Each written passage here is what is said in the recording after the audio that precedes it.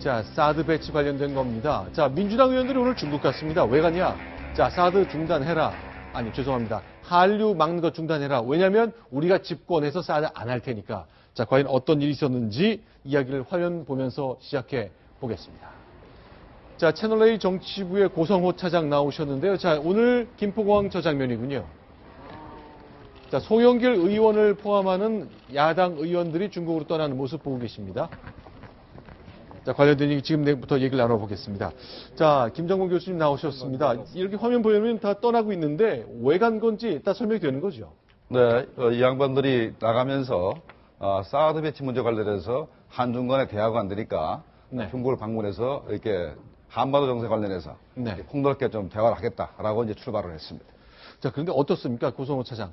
야당 의원들은 간 거 우리가 집권할 테니까 그때는 사드 안 하겠다. 그러니 제발 한류 확산과 한국 기업에 대한 압박 좀 걷어달라. 그 얘기하는데 먹힐 거로 믿고 가는 거죠. 네, 그런 의미가 있습니다. 오늘 우상호 원내대표가 아침 회의에서요. 사드는 이제 대통령 당선자가 그러니까 대통령 당선자가 결정할 문제다. 네. 그렇기 때문에 그런 당의 입장을, 그러니까 사드 배치에 대한 당의 입장을 전달하겠다. 그렇게 말을 했습니다. 그 의미는 뭐냐면 현재 사드 배치에 대해서 민주당은 다른 생각을 갖고 있다. 네. 근데 중국과 함께 협의를 해보겠다. 그런 의미로 보입니다. 자, 일단 송영길 의원 4선이거든요. 일단 의원 외교를 강조했습니다. 자, 일단 그 얘기 먼저 듣고 얘기를 계속 이어가겠습니다. 사드 배치로 인한 한중 관계가 상당히 긴장이 되어서 지금 우리나라 정부와 중국 정부와의 대화가 막혀있는 시점에서 의원 외교가 필요한 때다 이렇게 생각해서 저 얘기 한번 나눠보겠습니다. 근데 왕이 중국 외교부장까지 마중을 나올 정도고 만나준다는 건데 원래 잘 만나기 힘든 사람이잖아요. 그렇죠. 지난번에 네. 민주당 의원이 6명이 이제 중국에 가서 네. 사드 문제를 얘기했을 때는 네. 그 북경대 부총장도 하나 안 나왔습니다. 네. 그리고 홀대를 받았다는 얘기가 있었는데 네. 이번에 만약에 왕이 외교부장이 나온다 그러면 네. 좀 굉장히 의미가 있다고 봐야 되겠죠. 네. 중국 입장에서도 민주당이 집권할 가능성이 높다라고 생각을 하고 네. 현재 민주당 의원 8명에 대해서 상당히 그래도 장관급 예우를 해주는 게 아닌가 네. 이런 생각이 듭니다. 우리의 베이징에 가 있는 김장수 대사도 왕이 장관 못 만나잖아요. 좀 박대받고 있죠. 사드 문제 때문에. 네. 근데 그 왕위를 쉽게 만난답니다. 참 희한한 일입니다. 자, 그러면 어떤 의미를 해석을 해야 되는 겁니까? 자, 그러니까 민주당이 집권할 가능성이 높기 때문에 잘 예우한다도 있고 이렇게 하면 민주당이 더 잘 될 테니 그때는 우리가 원하는 미국과 한국이 손잡는 거 좀 가능성이 줄 것이다. 이렇게 해석하는 겁니까? 네, 그렇죠. 중국 입장에서는 이 한국의 이 사드 반대 여론을 더 키우고 싶어 하는 거 아니겠습니까? 그래서 궁극적으로는 사드 배치가 무산되기를 원하는 상황이고, 그래서 그런 맥락에서 민주당 의원들을 환대하고, 네. 민주당 의원들한테 앞으로 한국 돌아가서 정말 민주당의 현재 당론은 네. 사드 찬반을 밝히질 않고 있고, 다음 정부로 미루자는 이야기지만 네. 속내는 사실상 반대잖아요. 그러니까 반대 여론을 좀 더 키워달라는 이런 맥락의 이야기를 할 것 같아요. 네. 속뜻은 그럴 것 같아요. 그런데 정말 중요한 거는 민주당이 정정당당해야 된다고 생각을 합니다. 왜냐하면 사드 문제는 배치하느냐 마느냐 두 가지 찬반 문제밖에 없어요. 네. 그런데 이걸 다음 정부로 미루자. 지금 현재 중국이 반대하고 있고 중국에 대해서 좀 더 외교적으로 우리가 설명도 하고 이런 시간을 갖자지만 네. 속내는 반대하고 있는데 앞으로 조기 대선이 곧 열리면 이 사드는 중요한 이슈입니다. 그래서 사드가 우리 대한민국 국익을 위해서 민주당이 필요한지 안 필요한지 찬성하는지 반대하는지 분명한 입장을 밝히고 대선을 치러야 된다고 생각합니다. 고성호 차장, 바로 이 점인데요. 그동안 국민의당은 공식적으로 당론 반대였는데 더불어민주당은 우리는 의견을 내지 않겠다 그랬거든요. 예. 이제 의견을 내는 걸로 봐야 되는 겁니까? 그러니까 현재 사드 배치를 우리 정부에서 결정하지 않았습니까? 네. 이걸 차기 정부에서 다시 한번 논의하겠다는 거기 때문에요. 그런 당의 입장을 중국에 가서 공식화시킨다는 그런 의미가 있는 겁니다. 자, 그러면 어떻게 보십니까? 오늘 이제 지금 6시 30분쯤이라니까 아마 그 중국에서 지금쯤 만나기 시작한 시점이거든요. 왕이 장관 그 야당 의원들 만나면 어떤 얘기를 할 걸로 상상이 가능한 겁니까? 아마 이게 공개될지 모르겠습니다만은 네. 우리가 집권하면은 사드 문제에 있어서 네. 우리가 현 정부와는 다른 입장을 보일 네. 거다라는 얘기를 할 가능성이 높죠. 그래서 현재 중국이 우리 한국에 뭐 한류를 뭐 억제한다든가 네. 한국 기업에 피해주는 거 이런 거를 좀 중지해달라 이런 얘기를 할 것 같은데 네. 현재 만약에 그런 얘기를 했다 그러면 네. 전제로 하고 얘기합시다. 현재 사드 배치 문제는 네. 우리 1953년도에 네. 한미 상호 방위정이 체결됐습니다. 네. 그게 분명히 있어요. 네. 뭐라고 되어 있냐면 미국은 한국 방위를 위해서 네. 무기를 반입할 수 있다. 네. 그리고 한국 정부는 이를 승인해야 된다. 네. 라고 되어 있습니다. 승인해야 한다. 한다라고 되어 있습니다. 만약에 현재 한미 간의 합의에 의해서 사드를 배치하기로 했지 않습니까? 네. 만약에 한국 차기 정부가 네. 사드 배치를 만약에 철회한다 그러면 네. 이거는 한미 동맹의 근간을 흔드는 게 되기 때문에 네. 아마도 성질 급한 트럼프가 가만히 있지 않을 것 같습니다. 네. 저는 작년이 이제 병신년이라서 네. 저분 6명이 갔을 때 이게 뭐야 자꾸 중국을 불러들이느냐 네. 그런 말인데 지금은 꼭 정유재라는 나는 기분이 드는데 네. 간단하게 설명드릴게요. 네.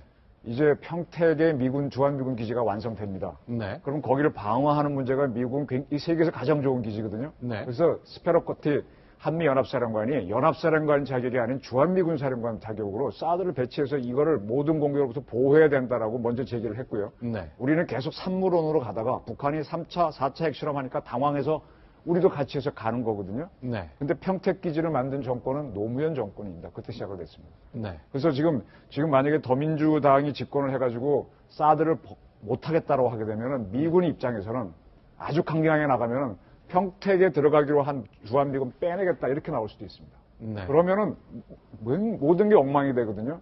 지금 미국이 자기네 필요에 의해서 사드를 배치한다 그랬을 때 그렇게 나온 겁니다. 지금 우리 김 선생님 설명도. 그런데 중국은 항의를 하려면 우리한테 해야 하는 게 아니라 미국이 해야 되는데 미국은 겁이 나니까 못하고 우리한테 하는 건데 네. 이게 일종의 우리를 향한 공작입니다. 네. 지금 중국의 국가안전부는요, 제가 알기로는 지금 사드 반대 여론이 일어나도록 상당한, 그러니까 뭐랄까, 쓰리쿠션이라 그럴까? 네. 아주 모르죠. 이렇게 대화를 하면서 이렇게 일으키는데 저는 조만간 중국 국가안전부가 한국에서 상당한 눈에 안 보이는 옛날 화교간첩 사건처럼 그런 걸 만들 거다라고 보고 있습니다. 야당의 안보 외교 좋습니다. 그런데 중국이 아니라 미국이었으면 얼마나 좋았을까. 네. 근데 기왕에 중국을 갔으면 이어서 미국도 방문하는 게 어떻냐. 네. 그런 생각을 합니다. 왜냐하면 사드를 배치하느냐 마느냐 결국 키는 미국이 갖고 있기 때문에 네. 기왕에 중국을 갔다면 미국도 가서 트럼프 정부와의 인맥도 형성할 겸 또 야당 의원들의 파워도 보여줄 겸 미국도 방문하는 게 좋겠다는 생각을 합니다. 미국에서는 환대를 안 해주겠죠.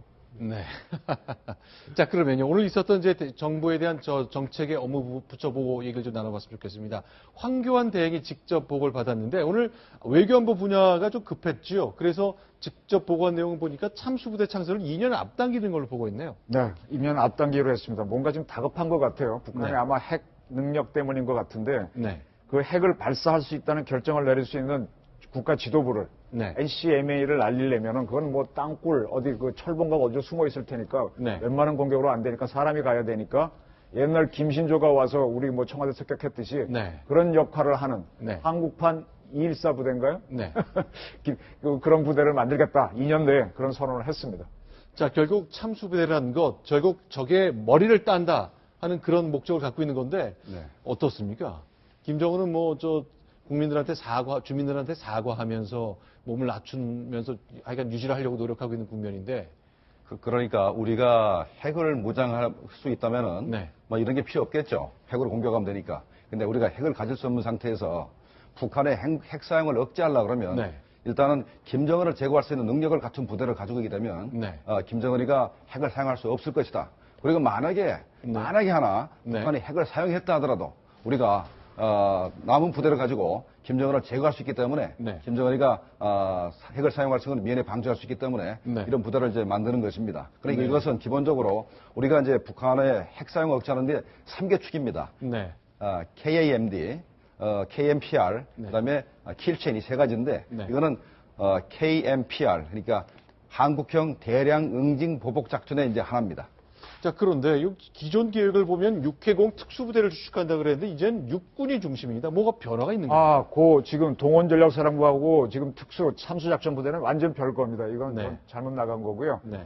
지금 우리 왜 넵튠 스피어 작전이라고 오사마 빈 라덴 제거하는 작전 기억나십니까? 네. 그때는 보게 되면 미 해군의 UDT, UDT-C이 들어갔는데 그건 왜냐하면 항공모함에서 특수작전 부대를 태우다 보니까 해군이 헬기 타고 들어가서 작전을 했던 거고요. 저 장면인가요? 오사마 빈 라덴. 네, 그런 것 같습니다. 파키스탄 귀양 들어가서 MH47 헬기를 타고 들어가서 작전하다가 또 자기네끼리 박아서 한 대는 추락하고 뭐, 그러니 어쨌든 목적은 달성했습니다.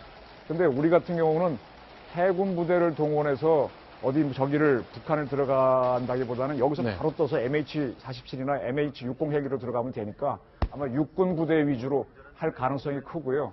참고로 우리 육군 특수전사령부에 가게 되면 707 부대라고 있습니다. 네. 베테랑 부대인데 그 부대가 있고 그다음에 과거에 5공수 여단을 특수임무단으로 만들었는데 그런 부대들 중심으로 아마 넵튠 스피어 작전, 즉 참수 작전을 할 수 있는 부대를 만들 거라고 보이고 지금 MH47 헬기가 나오는데 저런 헬기에 태워가지고 야간에 초저공으로 땅에 딱 붙어서 날아갑니다. 네. 그래서 저기는 특수 레이더가 있어서 가다 박으면 안 되지 않습니까? 네. 근데 불 켜고 갈 수도 없고요. 그래서 저런 헬기를 도입하는 게 아마 서둘러서 2년 내에 하겠다, 3년 내에 하겠다 그러는 것 같습니다. 그러니까 시간을 앞당기려고 하면 지금 좀 나타나고 화면에 나타나고 있는 네. MH47 헬기 같은 거, 그다음에 MC130 그 네. 수송기 같은 게 네. 먼저 도입이 돼야 네. 이 부대가 실제로 작전할 수가 있는 겁니다. 네. 그러니까 초저고도로 네. 비행할 수 있는 그 항공기를 가지고 있어야 네. 레이더를 피하고 해서 김정은을 제거할 수가 있는 거지. 네. 현재 부대만 창설해 가지고는 네. 안 됩니다. 그러니까 일단은 예산을 확보하고 네. 무기를 먼저 이렇게 도입을 해야만 이런 부대가 제대로 이제 그 능력을 발휘할 수 있습니다.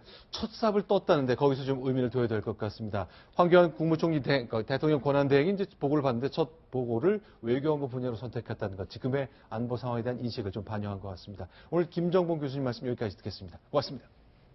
자, 이번에 국내 정치 이어서 보겠습니다. 두 가지 소식 보여드립니다. 순위 확인합니다.